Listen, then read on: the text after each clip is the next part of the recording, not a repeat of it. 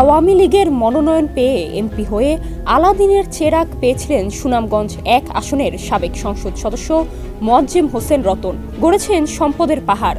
দুদকের একটি সূত্র নিশ্চিত করেছে, সিলেট বিভাগের দুর্নীতিবাজ এমপিদের মধ্যে রতনের নামও রয়েছে।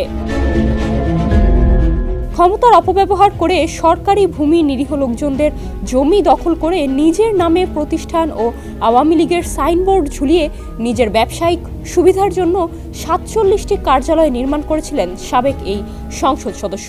এই 15 বছর বিগত 15 বছর যাবৎ এই এলাকারে আমরা তাহিরপুর থানারে লুটটা বাট্টা খাইয়া সে এই কেনাডা বাসা বাড়ি করছে। কেউ যদি এই বাড়ি তারে না দিছে জায়গাতে দহলে বিশাল বড় প্রাসাদ করছে, সে তার বাড়ি কম ছিল এবং অনেক বড় প্রাসাদ করছে। আর যদি কেউ তার বিপক্ষে কথা কইছে, পলিটিক্স করে অন্য মানুষদের সে সন্ত্রাসী করিয়া মানুষের মাথা ফাটাইছে, এমন রেকর্ডে মাটি কাটা আছে, অনেকেরই মাথা ফাটাইছে।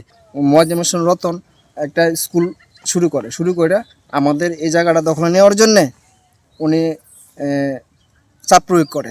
রাজি না হইলে আমাদেরকে ওনার কিছু সঙ্গপাঙ্গ নেতৃত্বে আমাদের ঘর বাড়ি লুট করে নেওয়া যায় এবং আমাদেরকে মিথ্যা মাদকের মামলা দিবে বললে আমাদেরকে ভয়ভীতি দেখায় দূরে সরায় রাখে। গাছগাছালি ছিল, ফলন্ত গাছ কাটছে যখন আমাদের কষ্টে বুক ভেঙে গেছে। এমপি রতন এমপি অন্য এলাকার আরও অনেক কয়েকজন নেতাকর্মী আওয়ামী লীগের আমাদের উপর খুব অন্যায় অত্যাচার করছে। অবৈধ জুয়া, ক্যাসিনো কারবার, অবৈধ সম্পদ অর্জনের অভিযোগে 2020 সালের 18 ফেব্রুয়ারি দুদকে জিজ্ঞাসাবাদ করা হয় রতনকে। এক পর্যায়ে তার বিদেশ যাত্রায়ও নিষেধাজ্ঞা জারি করা হয়। পরে ক্ষমতার জেরে দুদকের সেই অভিযোগ থেকে মুক্তি পান রতন। রতনের নামে ঢাকা, সুনামগঞ্জ, ধর্মপাশা, নেত্রকোনা ও মোহনগঞ্জে একাধিক বাড়ি রয়েছে। নিজের গ্রাম ধর্মপাশায় 10 কোটি টাকা খরচ করে তৈরি করেছিলেন বিলাসবহুল বাড়ি হাওর বাংলা।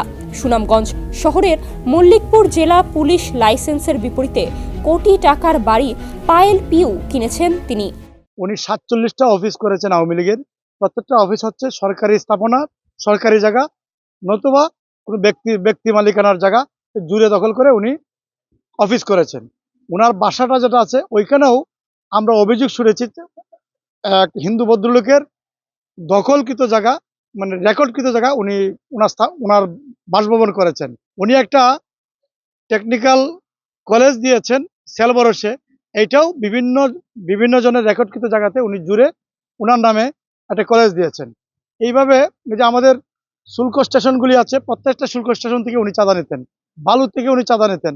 নির্বাচনী হলফনামায় রতন বারবারই সম্পদের তথ্য গোপন করেছেন। 2008 সালের নবম জাতীয় সংসদ নির্বাচনে জমা দেয়া হলফনামায় বাৎসরিক আয় থেকে পরের 3টি হলফনামায় অনেক কম আয় দেখিয়েছেন। তবে নবম সংসদ নির্বাচনের হলফনামা থেকে পরের 3টি হলফনামায় ক্রমান্বয়ে বেড়েছে স্থাবর ও অস্থাবর সম্পদের পরিমাণ।